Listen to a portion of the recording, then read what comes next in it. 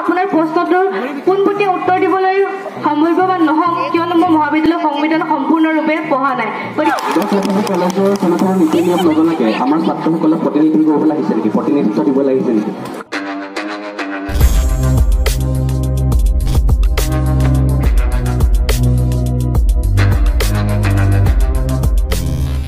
আপোনাৰ মতে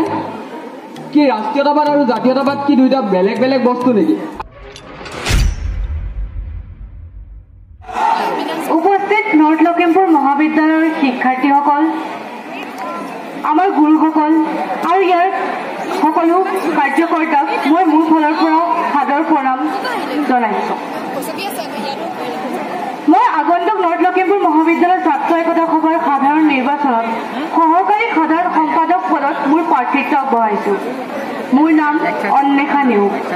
মই উদ্ভিদ বিজ্ঞান বিভাগৰ স্নাতক প্ৰথম বৰ্ষৰ ছাত্ৰী। সহকাৰী সাধাৰণ সম্পাদক পদটোৰ বাবে মই নিজকে যোগ্য বুলি এইকাৰণে ভাবোঁ কিয়নো সৰুৰে পৰা সামাজিক কামত মোৰ আগ্ৰহ আছে, মোৰ ৰাপ আছে। সৰুৰে পৰাই মইনা পাৰিজাতেই হওক, মইনা পাৰিজাতৰ মই এগৰাকী সক্ৰিয় সদস্য আছিলোঁ। তাৰোপৰি আমাৰ বিদ্যালয়ৰ ছাত্ৰ ছাত্ৰীসকলৰ লগত লগ লাগি আমি আমাৰ গাঁৱৰ কাৰণে, আমাৰ সমাজৰ কাৰণে আমি নিজৰ ফালৰ পৰা কোনো চৰকাৰী সাহায্য নোহোৱাকৈ কিমানখিনি সহায় সহযোগিতা আগবঢ়াব পাৰোঁ, তলাবন্ধৰ সময়ত আমি সিমানখিনি সহায় আগবঢ়াবলৈ মানুহক চেষ্টা কৰিছিলোঁ। তাৰোপৰি যিহেতু মই এই মহাবিদ্যালয়খনত নতুন, মই প্ৰথম ষান্মাসিকৰ ছাত্ৰী, গতিকে মই হয়তো মহাবিদ্যালয়খনৰ সকলো সমস্যাৰ সন্মুখীন এতিয়ালৈকে নহ'বও পাৰোঁ। গতিকে সকলো ছাত্ৰ ছাত্ৰীৰ লগত কথা পাতি মই যিমানখিনি তেওঁলোকৰ সমস্যাৰ কথা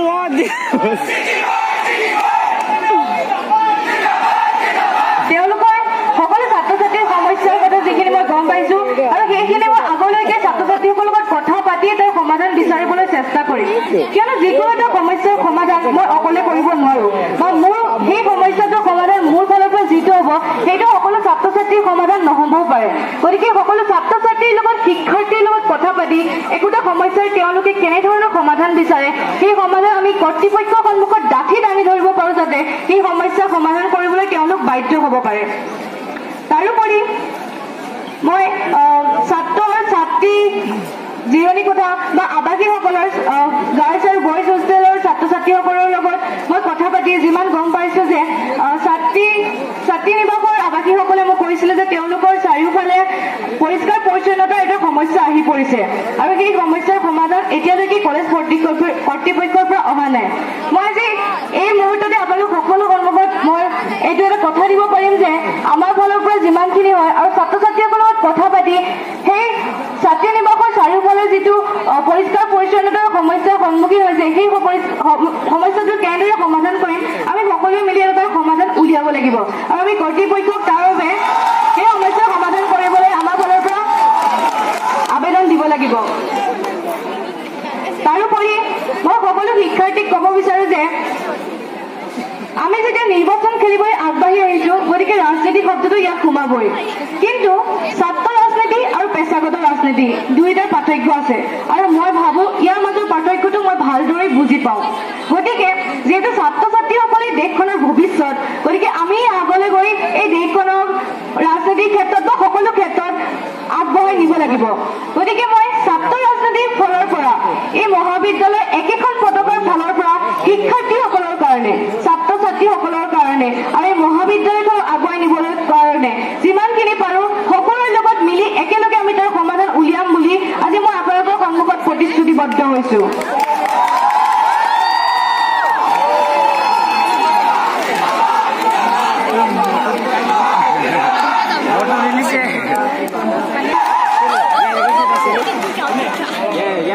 কোনো যদি বাহিৰা দল বা এনেকুৱা ধৰণৰ কোনো কথা আহি নপৰে, আমি যাতে বেলেগ কাৰোবাৰ কাৰণে কাম নকৰি কেৱল মহাবিদ্যালয়খনৰ কাৰণে কাম কৰিম, ছাত্ৰ ছাত্ৰীসকলৰ কাৰণে কাম কৰিম, তাৰ বাবে মই আজি আপোনালোকৰ সকলোৰে সন্মুখত প্ৰতিশ্ৰুতিবদ্ধ হৈছোঁ আৰু গোটেই মহাবিদ্যালয়খনক আগুৱাই লৈ যাম বুলি আশা ৰাখিছোঁ। কিন্তু তাৰ বাবে মই মহাবিদ্যালয়খনক আগবঢ়াই লৈ যাবলৈ মোক আপোনালোকৰ সহায়ৰ প্ৰয়োজন। আপোনালোকৰ প্ৰতিনিধি হিচাপে মই ইয়াত থিয় দিছোঁ যেতিয়া আপোনালোকৰ সহায় সহযোগিতা, পৰামৰ্শ আৰু দিগদৰ্শন মানে কেনেদৰে পাৰিম আমি সকলোৱে বহি কথা পাতি এটা সমস্যা আমি সমাধান কৰিব পাৰিম যিহেতু মোৰ সমস্যা আপোনাৰ সমস্যা বেলেগ হ'বও পাৰে আৰু একেই হ'ব পাৰে গতিকে মই বিচাৰো সকলো ছাত্ৰ ছাত্ৰীয়ে ছাত্ৰৰ কথা সকলো সদস্যৰ লগত সমানভাৱে কথা পাতক তেওঁলোকৰ সমস্যাখিনি অৱগত কৰক দাঙি ধৰক আৰু আমি তাৰ একেলগে সমাধান উলিয়াবলৈ চেষ্টা কৰিম আৰু আমি ছাত্ৰ ছাত্ৰীসকলৰ মাজৰ পৰা এগৰাকী প্ৰতিনিধি হিচাপে কৰ্তৃপক্ষৰ সন্মুখত সেই সমস্যা দাঙি ধৰিম আৰু তেওঁৰ সমাধান উলিয়াবলৈ তৎপৰতাৰে চেষ্টা চলাই যাম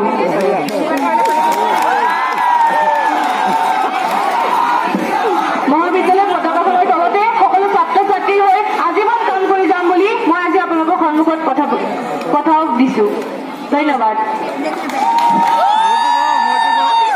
নমস্কাৰ মই জিন্তু হাজৰিকা ৰাজনীতি বিভাগৰ তৃতীয় ষান্মাসিকৰ ছাত্ৰ আপোনালৈ মোৰ এটাই প্ৰশ্ন কেৱল মোৰেই নহয় এতিয়া প্ৰশ্নটো হৈছে যে আপুনি যিখিনি সমস্যা সমাধান কৰিম বুলিকে কৈছে সেইখিনি সমস্যা হয়তো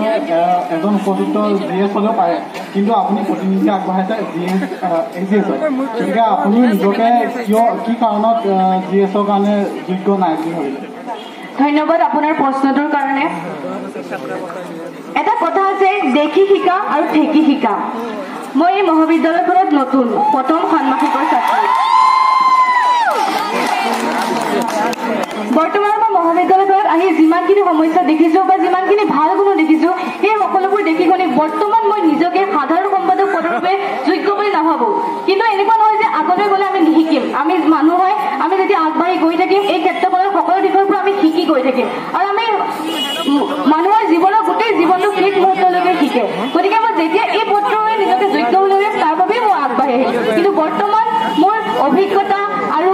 যি আছে সকলো ছাত্ৰ ছাত্ৰীৰ হৈ মই যিমানখিনি আগবাঢ়ি আহি সকলোৰে পৰা মত পৰামৰ্শ লৈ যিমানখিনি গম পাইছো বৰ্তমান মই নিজকে সহকাৰী সাধাৰণ সম্পাদক পদৰ বাবে নিজকে যোগ্য বুলি ভাবিছো সেইবাবে আগবাঢ়ি আহিছো ঠিক আছে তেন্তে তুমি এটা কোৱা যে সাধাৰণ সম্পাদকৰ বাবে কোনকেইটা যোগ্যতা মানে কোনকেইটা গুণ থাকিলেহে যোগ্য বুলি ভবা হয় তুমি কোনকেইটা গুণ তোমাৰ ওচৰত নাই বুলি ভাবিছা যেনেদৰে মই আগতেও উল্লেখ কৰি আহিছো যে এটা দেখি শিকা আৰু ঠেকি শিকা মই এইটো কথা কৈছো যে মই মহাবিদ্যালয়খনত নতুন মই প্ৰথম ষান্মাসিকৰ ছাত্ৰী গতিকে যিজন আমাৰ সাধাৰণ সম্পাদকৰ বাবে দাদা আছে সেই দাদাজনে এই মহাবিদ্যালয়খনত দেখিছে শিকিছে গতিকে বৰ্তমান তেওঁ মোতকৈ বেছি ভাল এজন প্ৰতিদ্বন্দ্বী হ'ব বুলি মই ভাবো আৰু সেইবাবে বৰ্তমান মই নিজকে সাধাৰণ সম্পাদকৰ পদৰ বাবে আগবঢ়াই আনিছো তেওঁ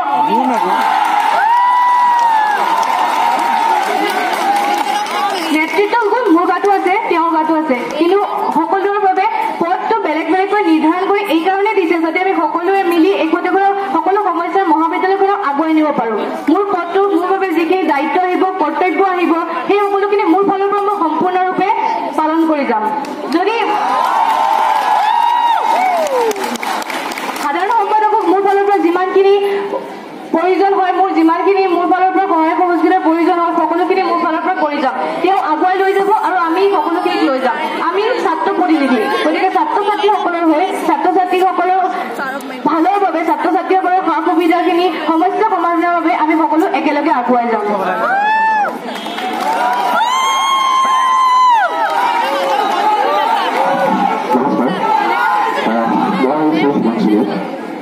কলেজৰ ছাত্ৰ আদিত্য বুৰঞ্জী বিভাগৰ পঞ্চম ষান্মাসিকৰ ছাত্ৰ পোনপ্ৰথমে মই আপোনাক শুভেচ্ছা জ্ঞাপন কৰিছোঁ মোৰ আপোনালৈ পোনপটীয়া প্ৰশ্ন আছিলে প্ৰশ্নটো হৈছে যিহেতু সহকাৰী সাধাৰণ সম্পাদক নৰ্থ কলেজৰ খুব এটি বিশেষ গুৰুত্বপূৰ্ণ পদ গতিকে নৰ্থ কলেজৰ যি সংবিধান আছে এই সংবিধানখনৰ প্ৰত্যেকটো নীতি নিয়ম প্ৰত্যেকটা কথা আপুনি জানিব লাগিব গতিকে মই আপোনালোকে কথা সুধিব বিচাৰিছোঁ নৰ্থ কলেজৰ যি সংবিধান আছে সেই সংবিধানখনত সহকাৰী সম্পাদকৰ 2 নম্বৰ অনুচ্ছেদত উল্লেখ আছে সহকাৰী সম্পাদকৰ বিষয়ে 3 নম্বৰ অনুচ্ছেদত উল্লেখ আছে আৰু কি বুলি উল্লেখ আছে মাত্ৰ এটা ক'লে হ'ব মই আগতে উল্লেখ কৰি অহা নিচিনাকৈ মই এই সমূহৰ নতুন হয় মই প্ৰথম ষান্মাসিকৰ ছাত্ৰী নৰ্থ লখিমপুৰ মহাবিদ্যালয়ৰ সংবিধান আছে মই তাৰ বিষয়ে জানিছো আৰু তাৰ বিষয়ে মই শিকিবলৈ চেষ্টা কৰিম নিশ্চয় আৰু কৰি আহিছো কিন্তু বৰ্তমান মই আপোনাৰ প্ৰশ্নটোৰ পোনপটীয়া উত্তৰ দিবলৈ সম্ভাৱ্যবান নহম কিয়নো মই মহাবিদ্যালয়ৰ সংবিধান সম্পূৰ্ণৰূপে পঢ়া নাই গতিকে মই যিদিনা সেই সংবিধানখন সম্পূৰ্ণকৈ পঢ়ি আৰু তাৰ বিষয়ে সকলো কথা জানিম মই নিশ্চয় আপোনাৰ সেই প্ৰশ্নটোৰ উত্তৰ দিম মানে আপুনি ক'ব বিচাৰিছে কলেজৰ কোনো ধৰণৰ নীতি নিয়ম নজনাকে আমাৰ ছাত্ৰসকলক প্ৰতিনিধিত্ব কৰিব লাগিছে নেকি প্ৰতিনিধিত্ব দিব লাগিছে নেকি হয় নিশ্চয় সেইটো এটা আপোনাৰ প্ৰশ্নটো মোৰ ভাল লাগিছে আপোনাৰ যথেষ্ট এইটো ভাল প্ৰশ্ন সুধিছে হয় নৰ্থ লখিমপুৰ কলেজৰ সংবিধানখন মই আগত জানি ল'ব লাগিছিলে সেইটো হয় কিন্তু হ'লেও কথাটো হ'ল কি আমি মহাবিদ্যালয়ৰ ছাত্ৰ ছাত্ৰীসকলক এইটো দিছে যে আমি প্ৰথম ষান্মাসিকৰ হয় বা পঞ্চম ষান্মাসিকৰ হয় আমি সকলোৱে এই নিৰ্বাচনত প্ৰতিদ্বন্দ্বিতা কৰিব পাৰিম যিহেতু মই প্ৰথম ষান্মাসিকৰ হয় আৰু আমি নতুনকৈ আহিছো মহাবিদ্যালয়ৰ সকলোখিনি কথা আমি লাহে লাহে শিকি আছো আমি সকলো শিকি যাম মোৰ নিজৰ মাজত ইমানখিনি বিশ্বাস আছে যে মই সংবিধানখনৰ প্ৰত্যেকটো কথা পুংখানুপুংখভাৱে পঢ়ি আৰু তাৰ সকলোখিনি নীতি নিয়ম ভালদৰে মানি চলি আগবাঢ়ি যাব পাৰিম সেইটো মোৰ নিজৰ ওপৰত বিশ্বাস হয় আৰু মই ইমান দিনত যিখিনি অভিজ্ঞতা পাইছো তাৰ ওপৰত মই ভিত্তি কৰি এই কথা আপোনালোকৰ আগত মই কথা দিছো ধন্যবাদ নমস্কাৰ মই শ্ৰী জ্যোতিষ পাণ্ডুভাই মই চিনাকি পৰ্বত দিছোঁ প্ৰথমে আপোনালৈ বহুত বহুত শুভেচ্ছা থাকিল ধন্যবাদ মোৰ যিহেতু আপুনি আপোনাৰ বক্তব্যত এটা কথা উল্লেখ কৰিছিলে দল সংগঠনৰ কথা উল্লেখ কৰিছিলে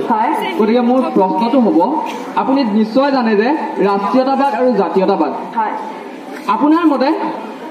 কি ৰাষ্ট্ৰীয়তাবাদ আৰু জাতীয়তাবাদ কি দুইটা বেলেগ বেলেগ বস্তু নেকি আৰু আপোনাৰ মতে এজন ছাত্ৰই মানে ছাত্ৰ অৱস্থাত জাতীয়তাবাদ নে ৰাষ্ট্ৰীয়তাবাদ কৰাটো বিচাৰে আপুনি তাৰ বিষয়ে বিস্তাৰিতভাৱে কওক নিশ্চয় দাদা আপোনাক মই ধন্যবাদ দিব বিচাৰিছো আপুনি আগবাঢ়ি আহি আমাৰ সকলোৰে বাবে এটা এটা প্ৰশ্ন আমাৰ সন্মুখত দাঙি ধৰিছে তাৰ বাবে বহুত বহুত ধন্যবাদ আপোনাৰ প্ৰশ্নটোৰ উত্তৰ দিবলৈ গৈ মই এনেদৰে ক'ব বিচাৰো যে সকলো এটা সময় থাকে বৰ্তমান আমি ছাত্ৰ আমি বৰ্তমান শিক্ষাৰ্থীসকলৰ বাবে আমি প্ৰথম আমাৰ নিজৰ কাৰণে আমি জাতীয়তাবাদৰ ৰাষ্ট্ৰীয়তাবাদৰ কথা ভবাৰ আগতে প্ৰথমতে আমি নিজৰ আশে পাশে যিমানখিনি আছে সেইখিনি আমি ঠিক কৰি ল'ব লাগিব আমি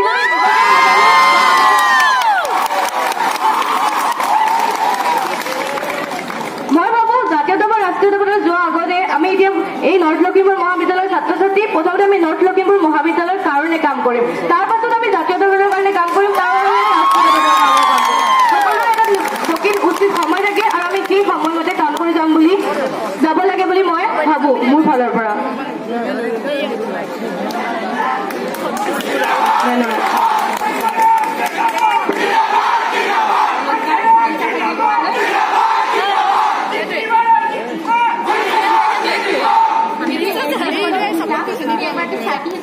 ইউনিফৰ্মটোৰ কথা কি ক'বা কাৰণ তোমাৰ ইউনিফৰ্মটো আমাৰ ইউনিফৰ্মৰ লগত মিলা নাই তুমি নিজকে প্ৰথমতে গঢ়ি ল'ব লাগিব আপোনাৰ প্ৰশ্নটোৰ বাবে বহুত বহুত ধন্যবাদ আমি ছাত্ৰী আমাৰ সমাজখন যথেষ্ট পৰিমাণে নাৰী দিশত আগবাঢ়ি গৈছে যদিও এতিয়ালৈকে ইমানখিনিও আগবাঢ়িব পৰা নাই যে আমি ৰাতি সময়ত বা এটা সময় যোৱাৰ পিছত আমি আমাৰ ইয়াৰ পৰা কোনো ভীতি নোহোৱাকৈ আমি ইয়াৰ পৰা ৰাস্তাত ৰাতি আমি অকলে গৈ থাকিব পাৰিম আৰু কোনো ভীতি নহ'ব মই আপোনাক এই কথা এইকাৰণে উল্লেখ কৰিলোঁ কিয়নো কালি ৰাতি মই যেতিয়া এই কলেজলৈ আহিছিলোঁ আৰু তাৰপিছত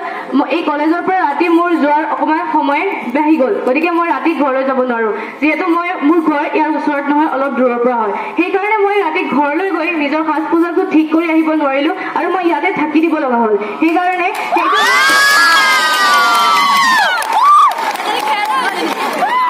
সেইটো মোৰ এটা ব্যক্তিগত সমস্যা সেইটো কেৱল আজিৰ মোৰ দেশজোৰ ভিত্তিত কৰি আপোনালোকে যদি মোৰ যোগ্যতা নিৰূপণ কৰিবলৈ আহে মই সেইটো নাভাবোঁ